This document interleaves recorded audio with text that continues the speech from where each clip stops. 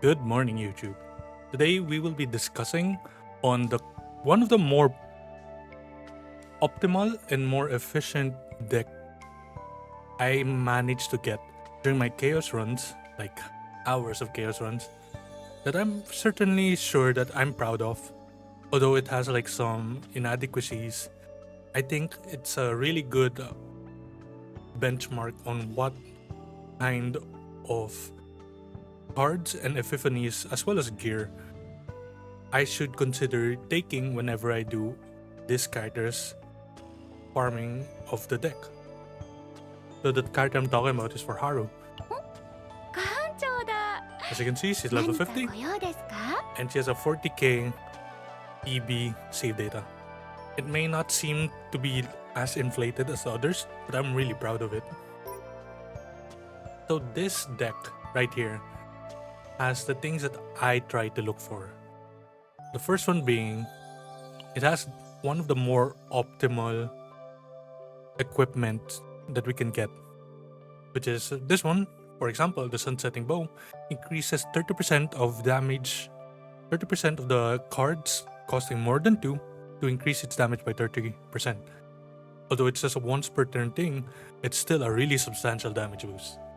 The second one is simply critical chance. 6% is a lot, especially how substats in this game works.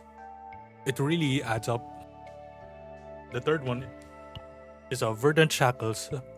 Although there may be other accessories that could be beneficial, I really value the 12% increase. So for these specific equipments, these are found in the Planet 4, the green planet. The third one is specifically from, I think it's a mythical event wherein we meet one of the fairies, and as well as a 2 clock looking thing, and you have to battle them. Really good. So what makes this deck quite special is that first and foremost, we have this. We copied one anchor pointer, so we are able to spam anchor shot quite frequently. And for the specific anchor shot that I took, although there are better options, is this one. It's just a straight up damage increase.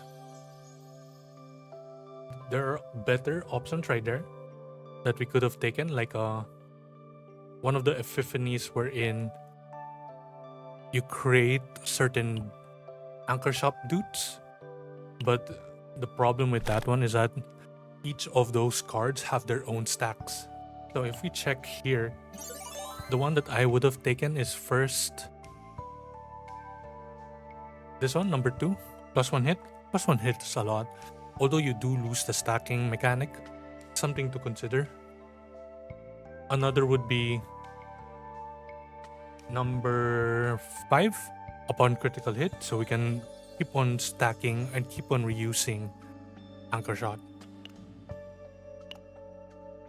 Another notable thing when it came to my deck right here is that this power charge is really good at comboing. Applied to vulnerable to all targets, as well as a straight up damage increase of 30%. So when you do a certain combo, I personally do charge energy to power charge into anchor shot. And then if I do have any of these anchor pointers at hand, I just proc this to get and retrieve the anchor shot.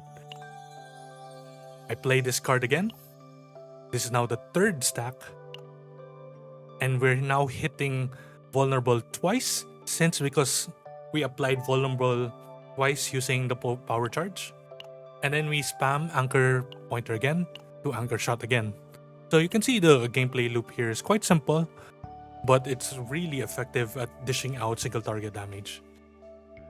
One thing I could have optimized towards this build is that these anchor shots, it would have been nice if I had the +1 AP Divine Epiphany for both of these cards. Another would be, maybe I shouldn't have taken hand-to-hand combat. Although it does have the vulnerable to target, I don't really necessarily think that we should have had taken this. We could have had also remove this anchor drop whenever we had the chance, but I couldn't during my run. And then we could have had an epiphany right here for charge energy. For the charge energy, I believe there's a really good epiphany card, which is this one, straight up upgrade card. Another would be, depending if I had Veronica in the team or if my Mika has a draw card like gear bag, for example, we could have used number 3, and we could have used number 4, which is just a really good increase in damage. Self-sustaining draw card right here. So for the partner that I use, I'm using Douglas. In my previous video, I was talking about how certain rarities do not dictate how effective a partner is. And I didn't have her own specifically designed partner, which is, I believe her name is, let's see, Asteria. This partner is specifically made for her, and although it's a really good partner to own, I don't necessarily think that you need to pull her. So in that light, I was just opting to use Douglas, which is a 3-star, fully maxed out manifest partner.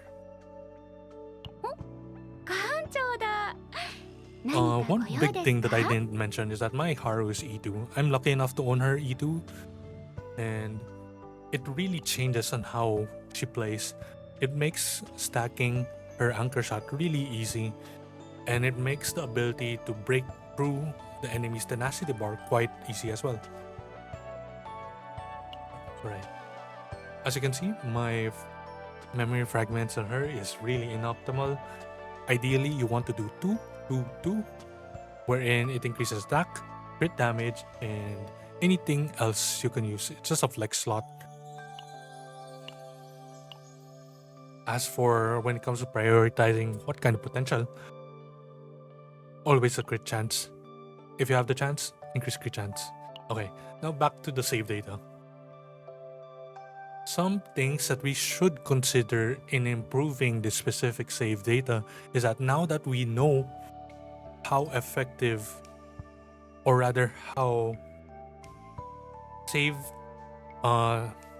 data tiers dictate on what kind of actions we can do towards building the deck. So there have been multiple websites created since then, as well as Excel's contributing to the research on what constitutes values towards the end of the save data. So I'll put up an example right here.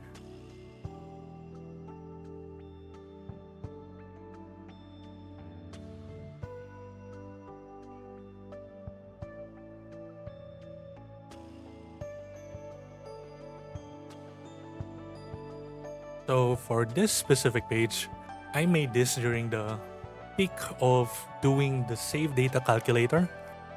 It's just a simple save cap calculator when towards considering if the deck that you currently have during the chaos run fits within the computation if whether or not a card is removed or if the entire deck is saved. See, as you can check here, the tier.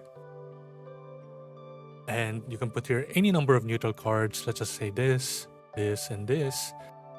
We can say that the card is effectively saved towards the run. So there have been other calculators created since then that are substantially so much better than the one I designed. This one I just did it on the fly just for fun and for personal use. But one of the Discord members in the Chaos Zero Nightmare main card created this, which is really pretty and really simple to use. As you can see, this is quite very straightforward to use, as well as it's a good guideline on how you should build your deck towards something that you particularly want. Do note that equipments apparently do not give you any values towards the deck building. So if you check in under help, over here in save data, you can see that you can browse through yourself on what constitutes into adding the end result of the save data. So most of the calculations that most of the community have done are based off these particular rule sets that they provided, as well as their own data gathering through community work and as well as themselves. So thumbs up to the community for contributing to this. So if now that I've gone through this, let's see how my Haru managed to reach 60 faint memory and how I personally could have improved it. So if I put here, for example, Haru, and currently I'm not sure I forgot what level this is, but let's just say it's a tier 6 for the sake of testing. Because I did not remove anchor or anchor shot, I don't have to remove anything. For anchor shot specifically, it has a epiphany. So do take note that whenever we have a regular epiphany, not the one that is divine, wherein an animation was set, you can see the hands, you can see the tentacles, whatever. But for this specific card that I have, regular epiphany, this is considered free. So any of the base cards or the 8 cards that the character each have gets an epiphany, you add 0 to the contribution to the points. So because this anchor shot is basic, it adds no points. Oops, I didn't show. Because, yeah. So over here, you can see it has an epiphany, it contributes no points. Now for the next one, anchor pointer. My anchor pointer, I copied 1 copy. So we unlock this, 0 points. And then because it is a regular epiphany, it has no points contributed. Although I did copy it, it adds 0. You must be wondering why 0? Because it is the first time we've copied throughout the entire run for this specific character. The next one is power charge. This power charge specifically has a divine epiphany. So because it has a divine epiphany, any cards, be it neutral, monster, or the base character cards, it will always add 20 to the computation. So the next one would be, I have 1 neutral card added.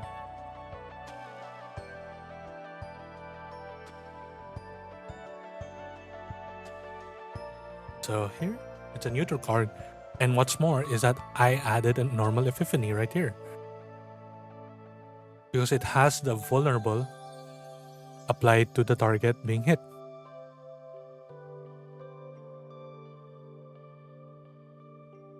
Alright. And because we copied 1 more anchor pointer, by the way, be sure to take note that these epiphanies that we currently have are still being tested, are still being clarified. So there are some errors throughout the way, but it will be improved on in a later date. Alright, so as you can see, here's the points. I think I'm missing 1 or 2 things here, but generally speaking, it's around 50. So we have 30 points leeway to make the build more effective. So we could have added,